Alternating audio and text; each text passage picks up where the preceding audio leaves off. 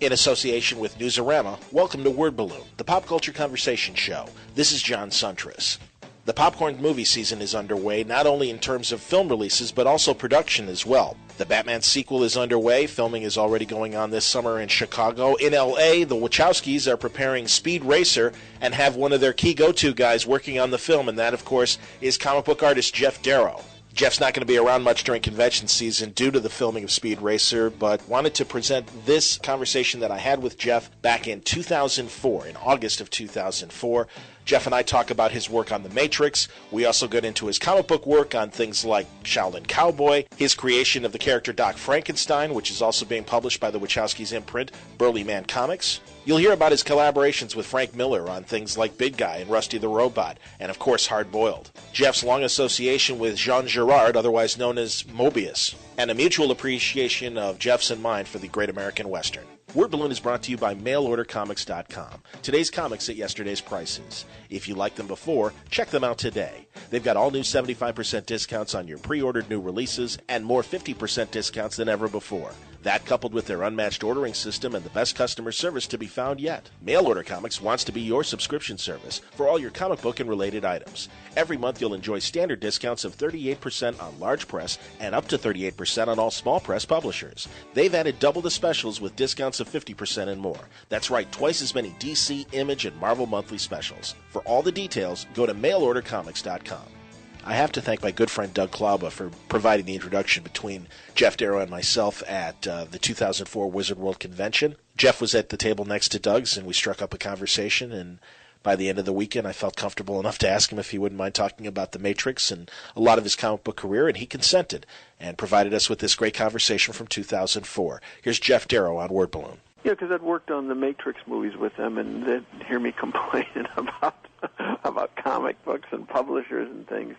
And I'd shown them. I'd started Shaolin Cowboy a long time ago, and it got interrupted because I went off and worked on that first Matrix movie. And then at the end of it, while I was working on it, I got tired of it. I thought, well, I don't know if I'll finish this Shaolin Cowboy thing, and I came up with this thing called Doc Frankenstein. So I always liked Doc Savage, and I thought, I'd sort of like to do a thing like Doc Savage, and that became Doc Frankenstein.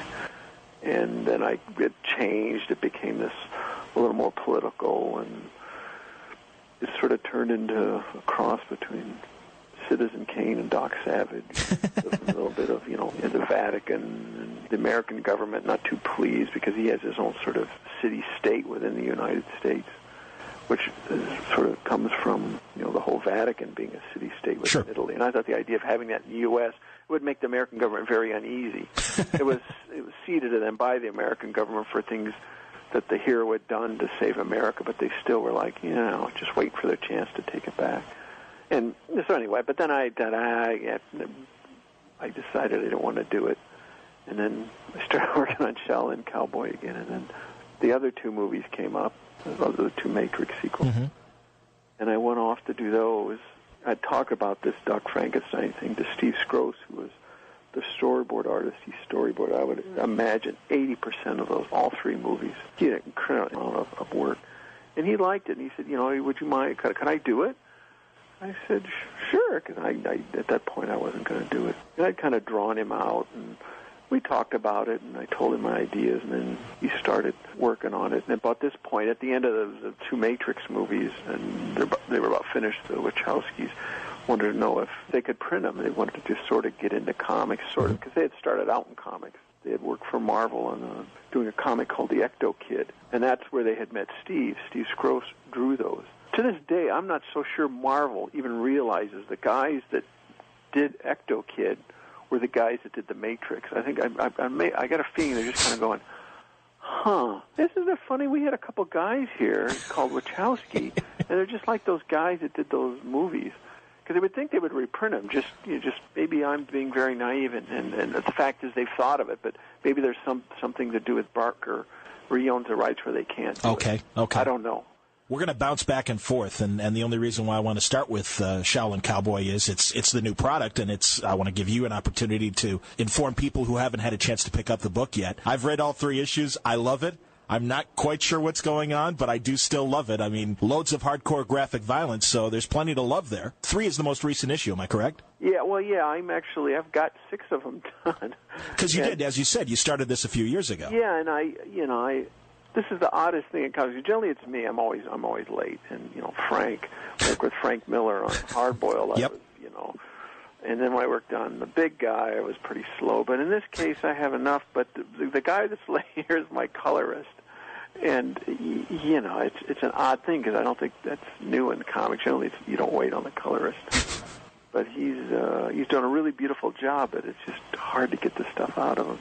So, the next one, he's almost done with it, and it'll come out probably the middle or towards the end of September. And the 5th and 6th one, I don't know, because he hasn't started them. So, will this be a finite series, or is this... No, it keeps going. Okay. It's sort of a weird kind of road trip thing. There clearly is a history of this guy that's being hinted at. And also, I loved in the 3rd issue the various covers of previous volumes. You're on, like, volume 51 right now of...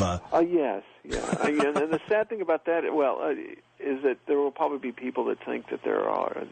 I have run that, because in Europe, I've done this before, and I did a book over there, and that's what those drawings are actually from. Okay. That featured this character. Because I used to love Tintin, and on the back of Tintin, they'd have all these, even in America, all these covers of previous issues. And I thought that was funny if I would just do a bunch of fake ones.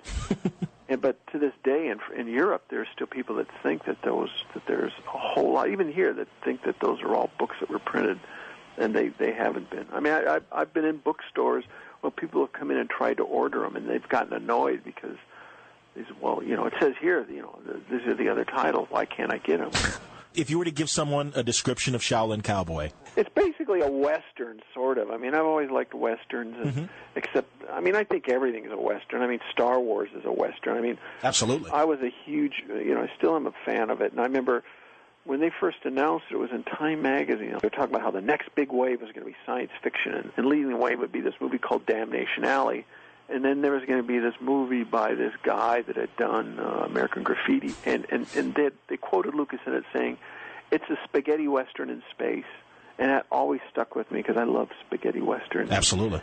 And I thought, if I can, do something kind of like that. So because westerns, people don't like them, and in fact, when I talked to Frank Miller, and he said, "What are you doing?" And I said, "Well, I'm doing this comic, and I'm going to call it the Shaolin Cowboy." He said, "Well, I'll give you a piece of advice: don't put cowboy in the title, because it'll scare people off." So I took his advice.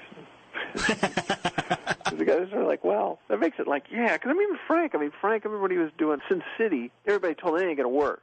You can't do crime comics. Nobody's going to be interested. And I think that sort of pushed him forward. I'm going to make it work. And he did. And so I'm not saying that I've succeeded, but I'm trying. But it's not, it's only a Western. There's a lot of, obvious Western elements to it, but it's just it's a fantasy, and there'll be some science fiction elements to it. I just wanted to do something that allowed me to do whatever I wanted to do. Yeah, that's pretty obvious, I think, and especially your first villain. Well, see, that was not supposed to. That was only supposed to be like a 6-page preface to what is the 3rd issue. And I started drawing it, and I kind of got away from me. And then I kept thinking, I gotta have a villain in here. I'd drawn, and there's this big, long spread of 10 pages, where it's just all these guys that are waiting for him. And I'd just drawn a crab on the ground just for laughs. And I was thinking, who can I have him fight? And I got that crab in there. and I don't know, I just thought it would be really funny to have a guy fighting a crab. A very adept martial arts. Yeah. He thinks he is. Yes. He has. Because I met a guy. Actually, he's kind of based on a guy that I used to work with at Hanna-Barbera who studied martial arts, and he was, pretty good at it. And I think he got into trouble with the police because he beat somebody up, and he was very adept, and he would try to show off. And, I'd watched and I'd read a little bit, and I always thought the whole object of knowing any sort of self-defense was that you wouldn't have to use it to show off. And this guy, I remember sitting watching, I was living in Los Angeles at the time, and we'd go to this Japanese theater downtown and watch samurai movies. and they were showing martial arts, and they showed a guy breaking these bricks with his hands and stuff. And I said to him, "Can you do that?" And he said, "Yeah, but I'd rather break heads." And I looked at him and I said, "Isn't that kind of against what they teach you?" He goes, "Oh yeah, oh not yeah, you're right." And I guess so that kind of is where the crab comes from. Somebody that, he kind of went to that temple and didn't take anything away from it. But even they weren't. Well, anyway, if you've read it, you'll see. Yes. You've read it, but if anybody else reads it. Well, that's the thing. Yeah, I don't want to give too much away, and that's why I want to keep it kind of general, because people really, you ought to check this out. It's a very interesting book, and as always, wonderful art. And you know that's always been a hallmark of everything you do. Well, yeah, it's very nice of you to say. I've always had a hard time with my drawing. Really? I mean, I look at it, I've looked at drawings I did 10 years ago, and I guess that wasn't so bad after all. And sometimes be surprised. I'm surprised I actually was able to do that. Because I went to art school here in Chicago, and believe me, I wasn't anywhere near the top of the class. I was kind of the joke. But, were there anybody else in your class? Yeah, there was another comic book artist called Gary Gianni. Absolutely. And he's a very well-known children's book illustrator by the name of Scott Gustafson, and another gentleman named Rick Burnell, who's also a children's books illustrator. We were all very close. That's cool. And Gary, still are, yeah. Gary, for people who don't know, currently doing Prince Valiant, and of course had great runs on The Shadow in the 90s for Dark Horse. Right, and he's illustrated 3 incredible books of the works of Robert E. Howard. He did Brom Morn, King Kull, and he did Solomon Kane. Okay. King Kull's actually in the Brom Morn book, and he did one of the Conan. He did the only Conan novel that Howard wrote. Well, let's keep bouncing back and forth. And first of all, prior to Hard Boiled, is there comic book work out there that we should be aware of? Well, I did one in Europe, and I worked with an artist named Jean Giraud, who's known as Moebius. Yes, of course. And we were going to do a comic book together, but instead it turned into a portfolio called The City of Fire, and there were 10 very complicated drawings that I drew, and then he inked and colored them. That kind of put me on the map in Europe. That guy's amazing. I mean, I'm a huge fan. Of course, me too. His Silver Surfer was fantastic for American fans to grab onto. But certainly, heavy metal and things like that. He's more famous over in Europe doing a western called Lieutenant Blueberry, which they made into a movie. Yeah, horrible movie. Yeah, with Richard Gere and. Well, no, it's with, what's his name? A French guy, actually. Depardieu? No, that day they wish. It was actually a guy you probably never, Vincent Cassel. Okay. And Juliette Lewis is in it. Oh, okay. And Michael Madsen. If you can believe at the end of it, turns into The Matrix. It's just so weird. And actually, Giraud actually kind of liked it because it was more like Moebius than it was like his other artistic identity, Giraud, because it just turned into this acid trip at the end. And if you can believe, it's called Renegade, and it's out on DVD. You can see it, but it's really rough to watch. Wow. And Giraud did an alternate cover for you for Shaolin. We've remained friends, and I asked him and. He did. I don't know if he ever. No, I don't think he's even seen a comic book. probably would regret having done it if he actually saw it. How did you hook up with Frank Miller then for Hard Boiled? Well, I had actually met him through Moebius because Moebius was living in L.A. and I was actually living in France at the time. But I would come back during the summer to Los Angeles, and I was in Los Angeles and I went to. Moebius's house. He's rented a house there, and he said, Frank Miller's coming over. And I was like, wow, because it's Frank Miller, and I think, and because I was a big fan, and I went over to Moebius's house, and Frank came, and I don't think Moebius was even there, and so we got to talking, and this and that, and some time went by, and I'd call him from France every once in a while, because Dark Knight had come out by then, and I called him up to tell him how much I liked it. And I don't think he ever really knew what it was I did, except it was with this guy that was over at Moebius's house. And one day he said to me, because I'd sent him the City of Fire thing in this book that I'd done, and he said, you didn't tell me that you did this and this. He said, I didn't realize that was you. And I said, yeah. And I moved back to Los Angeles about a year or two after that, and we became close friends, and we were walking in Little Tokyo in Los Angeles, and he said, "Do you ever do, anybody else's material? So somebody wrote something for you?" And I said, "Sure." He said, "If I wrote something, would you draw it?" I said, "Yeah." He said, "What would you like to do?" I said, "Something with a lot of action." And that became Hardboiled. And Hardboiled was before Sin City. Yeah. I started it before Sin City, but I was working on that, and he was finishing up Electra Lives. Okay. And I think Sin City, I can't remember if it came out before or at the same time. But then he started that. And did some of the ideas of Hardboiled kind of inspire what led to Sin City? I don't think so. No? Because they're two different things. I mean, I think I really frustrated Frank because I wasn't sure. I'd never worked with a writer, and I always kind of thought that when you were given a script, you kind of did what you wanted. And I would go off on these tangents, and because he'd given me that, I don't know if you've ever seen a comic, but the first issue, that was 10 pages of script.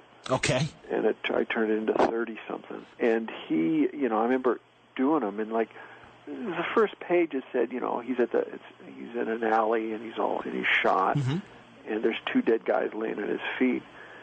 And then a car comes roaring down, and that's what he wrote. And then I turned it into this thing where he's standing there, like, all these dead guys everywhere, big giant car. He's like, "Holy smokes!" He goes, "What the heck?" And then I started drawing. I don't know if you've ever seen any of it, but things. Yeah. That big fat guy in the tub with all that machine with the babies in it and stuff. And he goes, "What the hell is this?" And I said, "I don't know." It's a nutritional machine. It keeps him alive. And, okay. And it just kind of, and he wasn't supposed to, in the comic, the main character was called Nixon, but he's human. But I draw him doing all this. He says, there's no one's going to believe this, that he could survive. We're going to have to make him a cyborg. And then he ends up being a robot. Right. Because, I drew all that, some of the license plates sticking out of his kneecaps, and he's all broken up, and there's no way a human could survive that. I said, "It's a comic book. Who cares?" Well, that's the great thing about your work, Geof, is you break the rules all the time, and that's the beauty of comic books. I'm always amazed by people that will say, they've said to me, "How can that mule talk?" And I said, "I don't know." And maybe he's like, exactly. Well, I won't tell you what. But there's a reason why he talks, but. Yeah, it bothers them, and I'll say to them, "Well, you read Superman?" And, "Oh, yeah. That doesn't bother you?" "What do you mean?" "Well, this guy that can fly, how does he, if you think about it, I think a talking mule is probably a little bit easier to accept, but no, that bugs them." I find that really funny, because I've even been told I remember Archie Goodwin, I'd shown him this thing that I'd done, and, he said it was a lot of cosmic gobbledygook.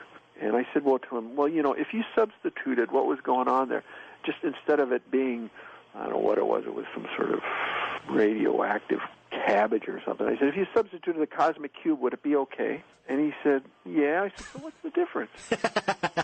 But, it's that whole, it's funny that guys that in comics that, you got these crazy superhero characters, it doesn't bother them, but as soon as you draw like a human being doing something a little odd, that just kind of, if that makes any sense, they can't get it. Well, Frank must not have been that mad at you for Hardboiled, because you guys went on to do Big Guy and Rusty the Robot. Yeah, we, no, he wasn't mad. I think it was just difficult, because he'd tell me, he said, "Geof, I'd get those pages from you, and I'd just kind of stalk around the apartment for 2 days. What am I going to do with this?" Was the process then his script, your art, and then his dialogue? Is that how? Yeah. Okay. And he would say he'd have to end up having to rewrite stuff. And I think it kind of happened to him, too, with Bill Sienkiewicz. When Bill was doing Electra Assassin, he would have a lot of pretty wild visuals in there. And it kind of threw him, too, because I think he wrote more complete scripts for Bill, because after a while, he just gave up. I would get just paragraphs. He would never see anything. Like the Big Guy was only 3 paragraphs. And I went off and just drew it, and he saw it when it was done. And the same with, I would, hide stuff from him. I'm fairly insecure. And I think if I show this to anybody, they're going to say, "What the hell is this? Stop." And I figure if I draw enough of it, it'll be just too late. And I was like, well, I'll have to, because that's the same sort of work habit on the Matrix movies. They never saw, until I was done. They had no idea what the Sentinels were going to look like until you were done. No. I mean, they would know. They talked to me about it. They said, They'd tell me what they wanted, but I'd go off and, I told them, I said, I'm a little odd, and you can't look at my drawings until they're done.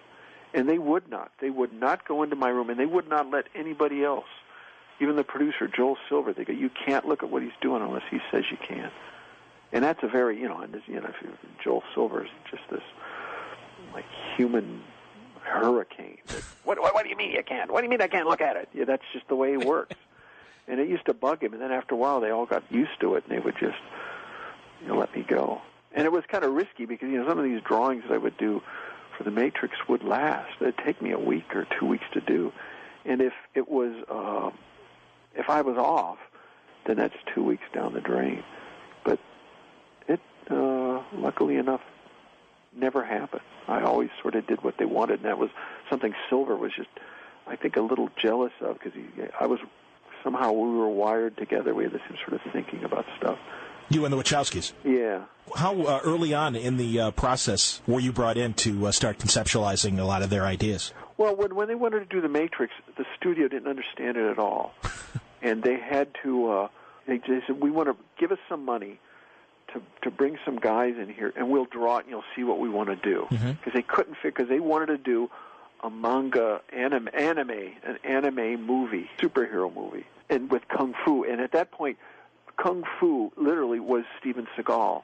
Sure. And the studios, because they at one point had tried to bring Jet Li in to get him into the Matrix at the very beginning, and they said, oh, this guy's horrible, The only guy that can really do convincing Kung Fu martial arts is Steven Seagal. and he was the guy, they were the guys that introduced Hollywood to Jet Li and all of, and that's how Jet Li got his start. Because eventually, they finally, even Silver finally hired him. So they wanted they wanted it to look different, and they were big fans of Hard Boiled, and they had Warner's track me down. I was living in the countryside in France. They called up my publisher at the time, his Dark Horse. Right. And they said, we're looking for this guy, Geof Darrow, who wanted to work on a movie. And they said, who are you? And they said, well, you don't work with this guy because he's difficult. I found out this later. I go, that's nice. Wow. That's nice. But they didn't care. And they said, well, we want him. And the studio said, no, we don't want him. And Joel Silver did. And finally they said, if that's what you want, well, I'll get you this guy. So they tracked me down, and being the goofball that I am, they said, do you want to work in this movie? And I said, well, I'd like to read the script because I don't know if I can do it. And if I read it, I think I can do it. Because it's a big mistake to try, maybe at the beginning, but it's just to do something to do it. If you can't do it right, it's really not worth doing it. In movies, people are dying to get into movies, and it's, if you go in there and you do a lousy job, then you get one shot at it, and you're out. I didn't want to just do it for the sake of doing it, and I'd done a little movie work at that point. And it's not always the funnest thing in the world because you're not treated very well. Would we know those other films before The Matrix? No, none of them ever got made. Okay. One was a thing with Ridley Scott that never got made. So anyway, they sent me the script, and I thought it was brilliant. And I said, yeah. So they flew me out to meet with them, and they gave me some work to do. And the first thing I ever drew for them was this, those power plants, those big, with the people that are like light bulbs plugged into those towers. That was the first drawing I did. Wow. And they had described to me, well, they're kind of like petals, on a flower. They kind of go around the stalk, and I said, okay. I misunderstood them, and I drew these giant things. And I remember I faxed it to them, and they would laugh about it because it took the fax machine, I don't know, it's so long for it to finally, it was like tick, tick, tick, tick, tick, tick, tick, because it was so dense. Sure. And I didn't hear from them for 3 days. I thought, well, that's it. I did a lousy job. And they finally called me up, and they said, we were shocked when we saw it because that actually isn't the way we saw it, but it's worse than we would have imagined it to be. It's a lot more frightening, and they Sure. knew that I was the guy for them, and that was so. Then I worked for 3 months on it, and that's all the money they had. And then about 3 months out of it, they called me up and they said, "Look, would you be willing to come out here they've given us some more money. And I went out and I worked another 3 months so that they could put this whole book together to go and show it to Warner Brothers. Warner Brothers finally saw what it was they wanted to do, because we had done drawings of what became Bullet Time was. But there was one thing I drew that they didn't show them because they knew they'd freak out if they saw it, and that was what became known as the fetus field, which was those machines that were going through plucking those babies off the stalks because they thought they would freak. Sure. So that was one thing they didn't show them. And one of the best images of the film. Yeah. But afterwards they got the money, and they didn't, because they were through the whole thing. They were trying to get stars to be in it, because the only way they get made is if they could get a star. That's how things work. And they have a list. You get this list, and it's like the first 15 guys are the guys. If you get it, you can get the movie greenlit. And then there's like the second tier, and I mean they met with Leonardo DiCaprio. That's interesting. And it was right after, it was right before Titanic came out. And I understand it was his dad had wanted him to come in because his dad liked my comic books. His dad's name is George DiCaprio. Oh, wow. And he's a big comic book fan. And he said, "You got to go in because they got this guy Geof Darrow working on it." And so he went in and he talked to him, and he really liked the script. And he said, "I'd love to do it, except," he said, "I just did this movie called Titanic, and it was a special effects movie, and it was so hard." He said, I don't think I could do another one right now." Then the guy that really wanted to do it then, because there were some other guys I'm not going to mention that, okay, you guys that I thought were really cool and turned out to be not so cool because they didn't understand it at all. And one of the guys that came in and wanted to do it was David Duchovny, and he was almost going to do it. And then they met Keanu, and Keanu understood it completely. And they crunched numbers, and they realized that a Keanu Reeves movie always at least breaks even. Wow. Because in Japan and a few other places, his movies always average a certain amount of money. So they knew if they had Keanu Reeves in this movie, they would, and they kept it at a certain budget, the movie would at least break even. And Warner's was really impressed, and Keanu wanted to do it, and that's when they got the green light. They got a great start, and they got a full commitment because, I mean, there's a guy that's, been involved in every incarnation of The Matrix, whether it's the games or the... Oh, no, and he worked. That guy works so hard. He has a work ethic that's amazing because he would come in, he's talking about these guys, I trained for 3 weeks before I started. He trained for 6 to 8 months. And I'm not talking about going in. I mean, really, he'd be in there Saturdays and Sundays doing this stuff, going over and over and over. That guy, he's like De Niro in a sense. I mean, because he just puts so much into it. And he's so hard on himself. And he's a really, whether you like what he does or not, I mean, in terms of as a person, as an artist or an actor, he works really hard. Whether he pulls it off every time, I don't know.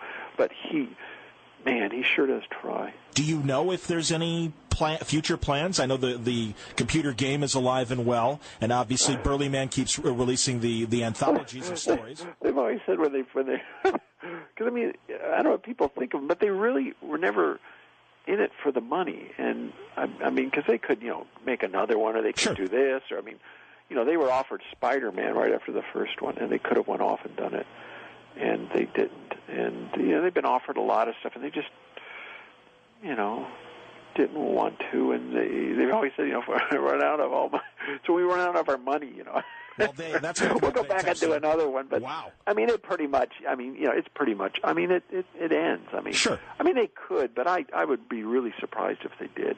I mean, we at one point talked about doing a comic book sequel, and they would write it, and we would draw it. But I don't know.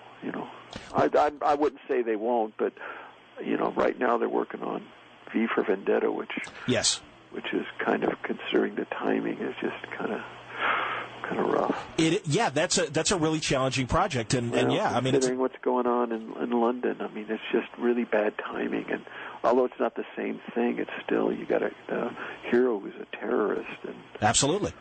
I think it's scheduled for February now. Okay, but I don't know. Yeah. All right. Did you do any work for the film? No.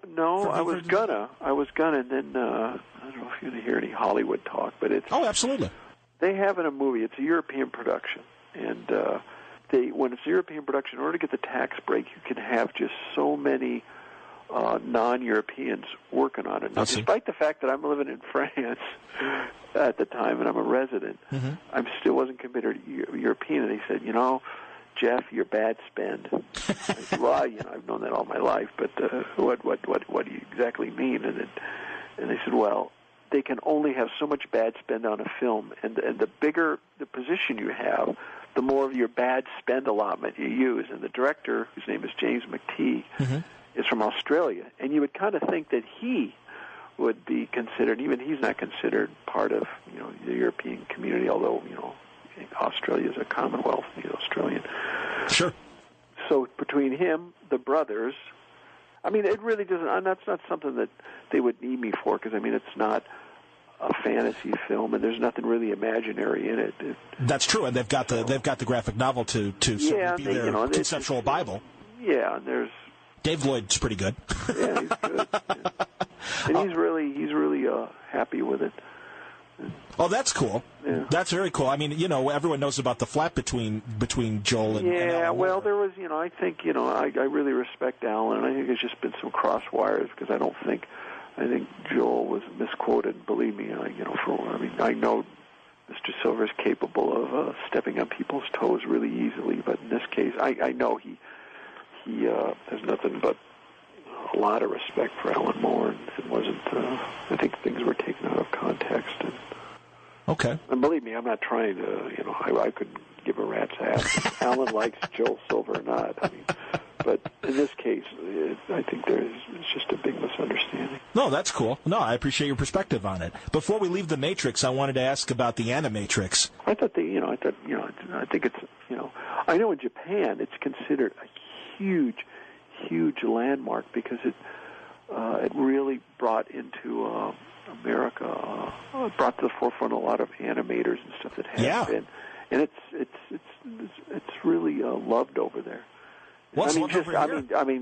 I was fortunate enough. I was just so well treated on those movies. I did the press tours for all three movies, and I got to go to Japan each time the movie came out. So I was there for these incredible premieres that just, it's a lifestyle stuff that I would never have been exposed to if I hadn't done these movies. And even, somebody in my position never gets to go. They never send a guy that drew pictures on a movie.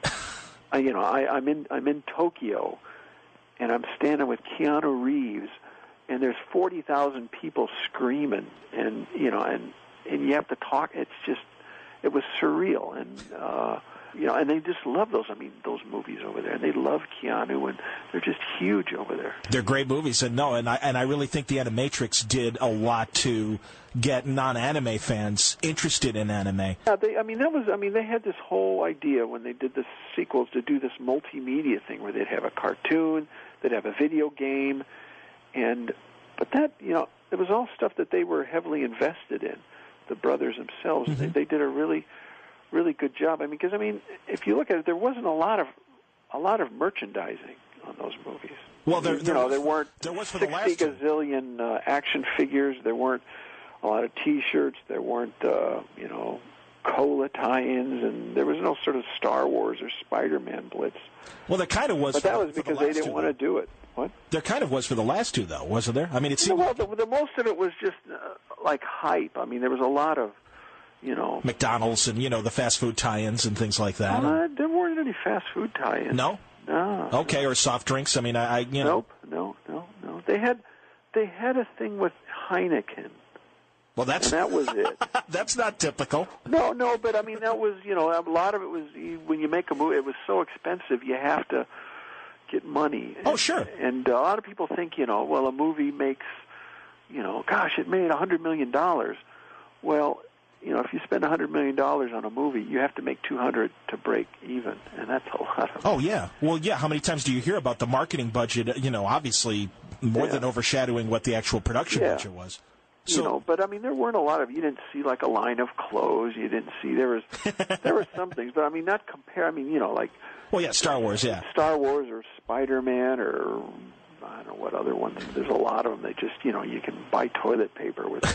Well, luckily it was probably because they kept him R-rated movies too. And no, it was them. They didn't want him to do it. They didn't want their fans to think that they were selling out and treating them like shit. They wanted whatever they did with the Matrix. They wanted it to be quality, and and the Animatrix was the game. It was all real high quality.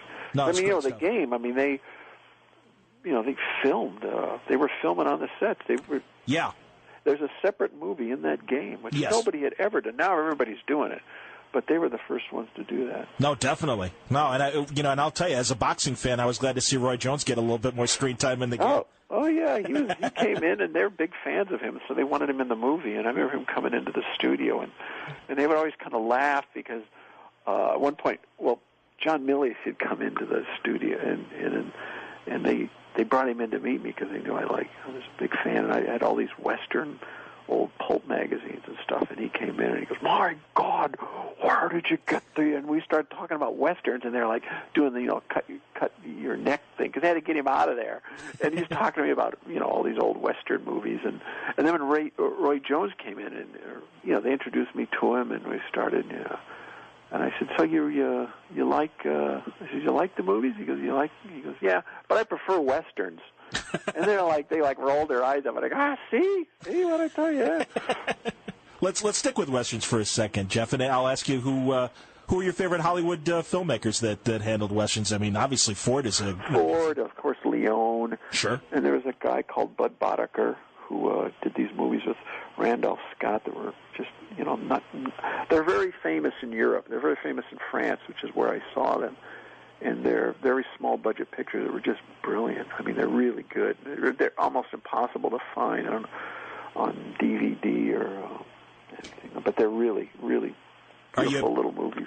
Is the Encore Western Channel? It seems like they run them. They'll run them every once in a while. They did one that's based on an Elmore Leonard story called The Tall Tea. It's fantastic. Oh, that's cool. And I like Peckinpah. Absolutely.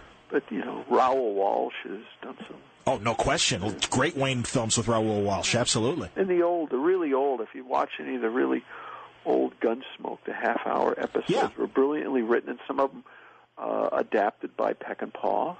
And that guy, John Meston, the guy who wrote Gunsmoke. It's just amazing. Yeah, and I mean, I'm a huge fan of the Gunsmoke radio show. Yeah, me too. And I mean, they did I'll go back and forth between. I prefer the radio show to the TV show. Me too. But I mean, I love that. You've seen have you ever seen the Anthony Quinn where William Conrad finally gets to sort of play Matt Dillon. They took one of the Gunsmoke scripts and they produced it as a movie. Oh, I didn't realize that. It's called The Ride Back. You can find it on DVD, and I will look for that. And it's William Conrad playing this marshal, and it's him sort of getting to be. Although he's not the same, superhuman guy that he is in the TV show. Well, and Arness did a great job on the TV show, and the TV show is wonderful. There's a reason why it lasted for 20 years, obviously. But, there's that chemistry between William Conrad and Parley Bear, and Conrad was just what a commanding voice. And it's a shame. It came at the end of radio, and it's such a great example of good audio drama. It's just such a well-produced show. Well, there's a few of them, there's one called Frontier Gentlemen. Yeah, with John Diner. Was just brilliant. Same guys. They all worked on another called Fort Laramie. Yes. With Raymond Burr. Yes. And those were great. I mean, they're just very, Well, that was the time of the 50s Westerns, and that was the resurgence of the more cerebral Westerns, I think. Well, let's return to some of your work and talk for a second about Big Guy and Rusty the Robot. Clearly influenced by Astro Boy and the Toho films, and I thought just a neat collaboration, and certainly a 180 from what you guys did on Hard Boiled in a lot of ways.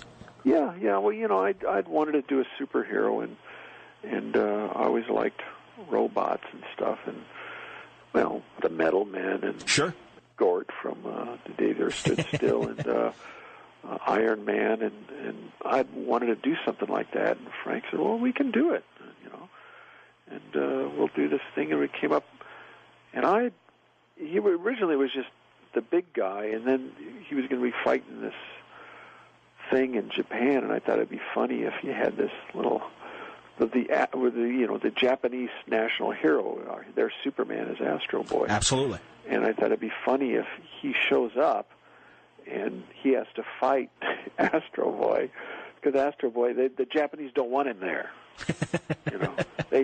We take care of we fight our own fights, and sort of an American imperialism. We're like, we got to stop this thing. We got to nip it in the bud, because if it gets out of Japan, it's going to that whole thing. But I mean, it changed. But that was my take on it, and I drew it, and Frank liked him so much, the drawing I did of him.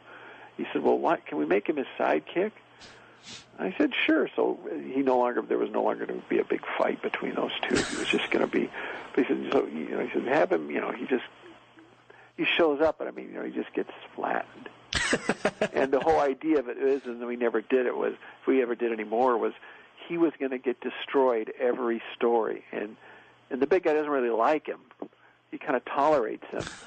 And the Japanese government were so indebted. They have, much about Japan, but they always had this. They're so indebted that they would just keep rebuilding it.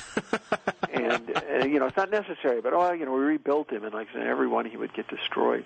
But Frank really liked writing that character. Are there any DVD plans for the series? Is it available? No, I don't. Yeah, that's a really odd. It did well. Yes.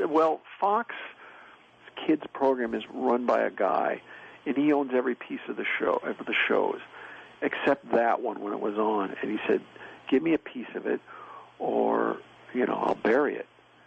And they said, "Well, we're not going to give it up." And he did bury it. Wow. And it's so, because it moved around the schedule. When it was on, it did well. And so finally, they pulled it off, the schedule. I mean, they had big plans for that thing. They had Bandai was doing toys, and they had a Wendy's tie-in, and they did the toys. And it's real funny, because you go to Wendy's, you see these displays for this character that nobody knew what the heck it was, because it was only on for 4 weeks before they yanked it. Wow. And the same thing, the toys, Bandai just pulled them. They did some, and they pulled them. They said, nobody knows what this thing is. There's no tie-in. You promised us a tie-in, and we don't have it. And so they yanked it, and then they had to fill in the summer so that they either had to run them or they would lose their rights to them. So the guy finally programmed them, and they did really well. And but they said, well, we got enough of them. We'll just keep running these over and over and over. Wow. Yeah, to tell you the truth, I've only seen one episode of it. Okay. Because I had very little involvement with it, because they really wanted to change it at the beginning. It was like RoboCop. He worked for some corporation in a city, and I said, that's not what he is. He's an army man. He's a big metal G.I. Joe. He's not like me. He's very right wing, and he's just and he's that. And they, we won't like this. But to their credit, the creative people of Fox said when they took it to him, the studio, Sony took it to him. They said, no, we like this comic book. If it's not the comic book, we don't want it. And so they changed it somewhat, but because they wanted him to be a robot. And I said, he's not a robot. He's a guy in there. Right. And I said, he's in there, and he's driving it like a car. He's got a steering wheel, and there's a stick shift. And I said, there's a Coke machine and a candy machine behind him, and there's air conditioning in there because it overheats sometimes. And I was describing all, and they go, well, they didn't like that at all. And eventually they did put it in there, but, they changed that quite a bit. Besides, I didn't have much to do with it, except I did a few monsters for them. I mean, to such an extent that they were showing it in France, and my daughter had it on television on Sunday morning, and there was this cartoon show on this big monster thing. And I thought, this is pretty cool, and I sat down to watch it, and I was watching, and I thought, this is really well done. And the wall breaks open, and in comes the big guy. They're, holy smokes! I said to my daughter, that's your father's cartoon show. But that's not, like I said, that one and the pilot episode, which they showed at the San Diego convention before it opened, are the only ones I ever saw. Wow. And I almost wonder if DC took... Oh, they did. Oh, they did. And you know what they said? Because I know some in an editor, they talked about it. He said, well, they're not doing it, so we might as well. Okay, so that's where Stars and Stripe came from. Yeah, and I mean, and that's just that sort of, I hate that kind of crap. Oh, yeah. I mean, nothing's new. I mean, it wasn't new, but sure. Come on. I mean, if you want to do something, then do something like it, but put your own spin on it. I thought that was a pretty, and I think I knew the guy that was writing it too. But I know Geoff Johns was the guy who wrote it, but I don't know if he's the one who came up with it. I just, No, I understand. No, man, hell, I don't blame you. I mean, nothing's new. I mean, nothing I do is ever new, but you put your own spin on it and try to. I mean, there's a big debate in comics, and I think there's a lot of people that swipe people's artwork. I mean, they just copy it, and well, everybody does it. I said, well, I don't do it. I do not like it when people copy my drawings. I'm not talking about stylistically, because everybody has their influences, and I certainly have mine. But when somebody sits down with a piece of tracing paper and copies a drawing and puts it and sells it to somebody, for me, that's piracy. But I've had guys come up to me and say, man, I really like what you do, and I was swiping one of your drawings, but it was too damn hard, so I just traced it. And I was like, the guy was really proud of himself, and I kind of went, well, thank you. Yeah, I guess. What do you say? Yeah, and you'll hear from my attorney. No, you can't. You can never win. You can't win not. a lawsuit like that. No, It's I understand. impossible. No, and I don't mind light boxing, and I know that's a current debate going on too. I don't. I think. Okay, well, all right. You mean, what do you mean? What do you say by light boxing? What do you mean?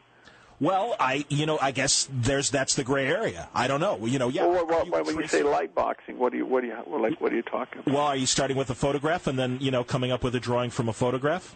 That's I guess what I like. I know. Well, no, I mean people do that. I mean, Sure. that's it. Generally, that stuff comes off pretty stiff. That stuff, I don't think people can do whatever they want. When we say light boxing, I thought you're saying they take like a Neil Adams drawing and they trace it, and they put a mustache on it instead of, and Sure. they take the ears off the Batman cowl, and that stuff I don't like. No, and I agree lazy. with you. But yeah, I mean, I'm talking about artists like Greg Land and Tim Bradstreet that start with photorealism, and Tim is a guy that takes his own photographs, obviously, and then draws from those. I mean, he has his own models. People can do whatever they want. It's just if you're too photo reliable, at least in my opinion, the opinions are worth exactly what they cost. It's just because it's boring. And I see there's a lot of comics that do that. You can tell when they're doing it, and they're just boring because they when somebody goes to throw a fist or throw a punch, or they're jumping through the air or whatever it is, it's not exciting because they can't. You can't do it. You can't get somebody to jump up and take a decent enough photo, so it's always a sort of stilted, bit of action. At least in my opinion, but anyway. No, I respect that. Let's talk about your collaborations with Andrew Vax, another 180 from this other work. You have really collaborated with some really interesting writers and very distinct writers, and certainly Andrew Vax, who transcends crime and comics with the subjects that he writes about. Given all of your other work that is so violent and in a lot of ways fantastic, here's a very real subject that you've drawn in these books. Things like Another Chance to Get It Right and Half-Breed and. Well, he had told me that because I'd heard him on this show called Fresh Air. Oh, sure, the NPR show. Yeah, and he was talking about it, and I thought, wow, this guy really sounds like he knows what he's talking about. And I thought he was really interesting, and I wrote down the name of his, book, and I was going to buy it, and I forgot about it. And of all things, I was in this store, and I was walking by the cooking section, and there's this book, and I turned, and it was his book. Now, what his book was doing, somebody had picked it up and just left it there. And I go, oh, that's that guy that was on the radio. And otherwise, I probably never would have found it. But I bought it, and I read it, and I thought it was amazing. And it just rung so true, and it talked about such important stuff. And I remember talking to the people at Dark Horse, and they'd turned me on to Silence of the Lambs, which I thought was really great. I said, we're going to read something really great. I said, read this Andrew Vax book. I mean, it'd make a great comic book. And so they read it, and they said, yeah, and they got hold of him. And he went out there to see him, and he told me that when they showed him stuff that they're capable of doing, they showed him hard-boiled. Mm-hmm. And he thought that was what everybody did.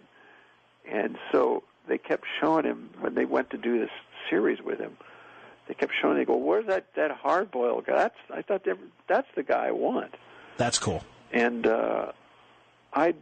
were going to do Another Chance, and I'd said I'd do a story in it, and they gave it to me, and I called him up, and he's a very intimidating man because sure. He's not just physically, but just intellectually, because the man's a genius. I mean, He's like a human computer. I mean, there's nothing he doesn't know about or for me, he's like a superhero. He's like Doc Savage. I mean, he can do anything. I mean, I'm not exaggerating. I mean, this guy, his knowledge base is just amazing. And I called him up, and I'd ask him these questions about, because he's very, I mean, when he writes something, he wants it to be exactly that. Sure. And I call him up, and I said, well, you want a Plymouth, what kind of Plymouth is it? And we got to talking, and little by little, we became close. I mean, really, really close. Now, he's, this is a term I use, brother. I mean, there's genetic brothers, and there's, although we're not related, blood-wise, I mean, he's part of my family, and, he's done a lot of things for me, and I've become very involved with his work, because I think it's really important. It is. But I'm really proud to be able to say that. I was going to bring it up because I'm very proud of my association with him, because he's one of the few people that I've ever met that has done a lot of good for the world. And, as corny as that might sound, but it's true. No, it is true. And I mean, this is... he still does it. Absolutely. And no, they a wonderful work. Also wonderful work on Cross as well. Yeah. Well, that was something that he'd want me to, he always wants me to draw it. And I said, I'm too slow. And we always talk about doing something, but, and maybe we will, but I hope so. But, he wanted me to draw the characters and the covers, and I don't think I did a very good job. But I've never really been happy with anything I've done for him, because he's so intimidating that I get intimidated by it. It just seems like I can't. Well, I enjoy the collaborations. I think they're great. I appreciate it. He just amazes me. I mean, he was. They did a Batman, and I was supposed to draw that. And I was the Ultimate Evil, yes. Yeah. And something came up because they of course wanted it really, really fast, and I said, well, it'd take me this long to do it. And I never heard back from them, and they just turned it over to somebody else. Because I've read the novel. Yeah, me too. Yeah. And I didn't read the graphic novel. If it it's like when I read the novel, I was amazed. I said, well, how much? I mean, do you know about? Because he seemed to know the Batman thing pretty well, and I was surprised because I'm always surprised he knows so much stuff. I go, because he deals with things that are so serious and horrible and real. I mean, not like the Joker and all that crap, but I mean like real monsters. Yes. And whatever Batman has to deal with is almost insignificant in a way, because it's all I'm going to get all this money from Gotham City Bank or whatever the hell it is. But him, I mean, it's just, and he managed to work it in there, and it's just. Wow, and he knew all. I mean, it's just amazing. He knew all about the Bat Cave and the Batmobile, and it's funny to me. And he clearly was a fan. I mean, or did he's not at all. So that's the amazing thing. So he just did research for it. Well, not that much. He just talked to somebody. He just sort of can put two and two together and say, well, this guy does this and does this because of this.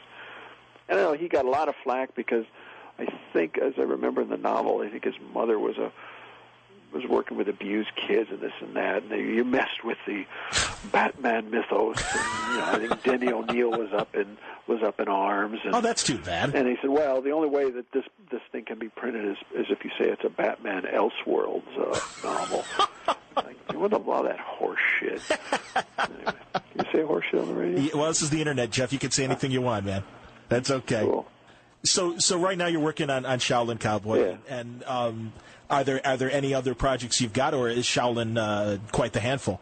Well, it is a handful, but I do other things. I mean, little illustrations here and there, and I just moved, so I haven't worked in a long time because all my stuff is somewhere in America. I think it's on a train headed here, and I don't know.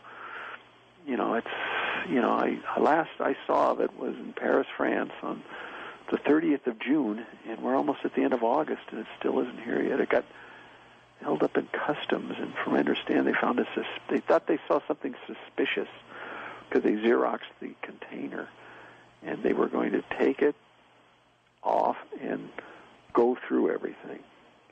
And I guess they did, because I know it cost me a lot of money. Because I had to actually pay for it. I had to pay for them. That's pretty lousy. Yeah. I mean, but if at the as same long as time, I'm happy that they are actually, because who knows, Sure. But the problem with being, a comic book and an artist and a collector is that I got a lot of stuff that probably would look kind of funny if you X-rayed it. A lot of suspicious drawings. Well, yeah, or anything can look like a bomb these days. That's true. If you have like a vacuum cleaner in there, they don't know.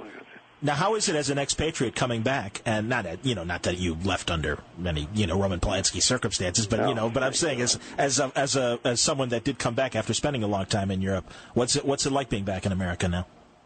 It's everybody in France is just like, geez, you're such a great thing. You're get out of here, because I mean the mood in France is so bad. It's just everyone is so depressed because there's just this sense of things are just going to get worse and worse. And despite the fact that, politically speaking, the climate here is, it's gotten really weird. Yeah. It's still a place where you can get things done and things can change. France has a hard time with change. They want to change, but they don't want to give anything up. And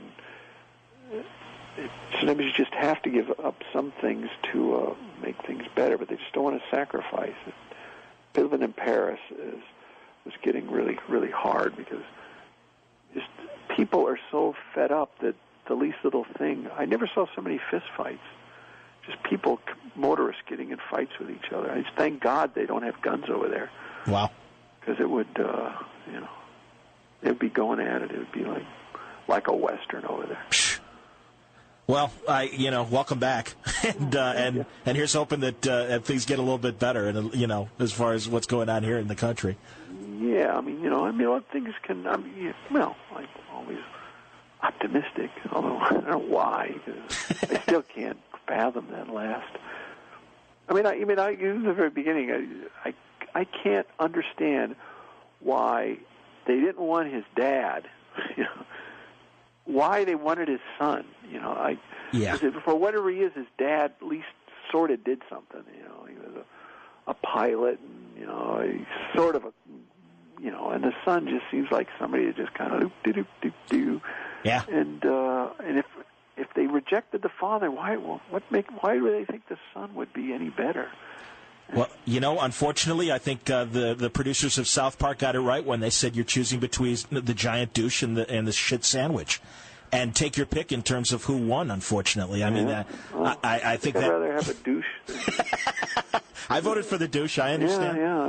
A douche in French means a bath. I'd take a bath over a shit sandwich any day. I'm with you. So, well, Geof, I've taken you over an hour, and I don't want to take up any more of your time. But I will say I really appreciate the talk tonight. I appreciate your interest, and anything to promote Burlyman, because it's a rough market out there, and well, you've got what we've done isn't exactly it's not typical comic book fair, so, although it is, but no, but they're two distinct properties, and yeah, people check them out. Doc Frankenstien, co-created by Geof, and his personal baby that's running, Shaolin Cowboy, issue 4 coming out in the middle of September. Action-packed. And 28 pages of solid action. And a talking ass. What more can you want? Yeah, I think that's me. as anybody who's been listening to this now knows. No, we appreciate it, Geof. Thank you. Okay. Geof Darrow in a conversation from August of 2004. As I said at the start of the show, Geof is currently working on the Speed Racer movie with the Wachowskis in Los Angeles. It may not be around much during the convention season, but you can be sure once Speed Racer is about to be unveiled, Geof will be on the scene, just as he was for The Matrix, and hopefully that means it'll be a return to his comic books. Word Balloon is brought to you by mailordercomics.com. Today's comics at yesterday's prices. If you liked them before, check them out today. They've got all new 75% discounts on your pre-ordered new releases and more 50% discounts than ever before. That, coupled with their unmatched ordering system and the best customer service to be found yet. Mail Order Comics wants to be your subscription service for all your comic book and related items. Every month you'll enjoy standard discounts of 38% on large press and up to 38% on all small press publishers. They've added double the specials with discounts of 50% and more. That's right, twice as many DC, Image, and Marvel monthly specials. For all the details, go to mailordercomics.com. That wraps up this edition of Word Balloon. Thanks for listening. This is John Suntress. Don't forget, Word Balloon is all over the internet. MySpace.com/WordBalloon, ComicSpace.com/WordBalloon, iTunes, Podcast Alley, Podcast Pickle, and of course our home at Newsarama.com. If you have any questions, I'm always available by email, john@wordballoon.com, and lots of new episodes are on the way. We had a few technical snafus and just needed a quick break over the week. Thanks for being patient. Don't worry, great new material coming up. All the creators you want to hear on wordballoon.com. Word Balloon is a copyright feature of Shaky Productions, copyright 2007.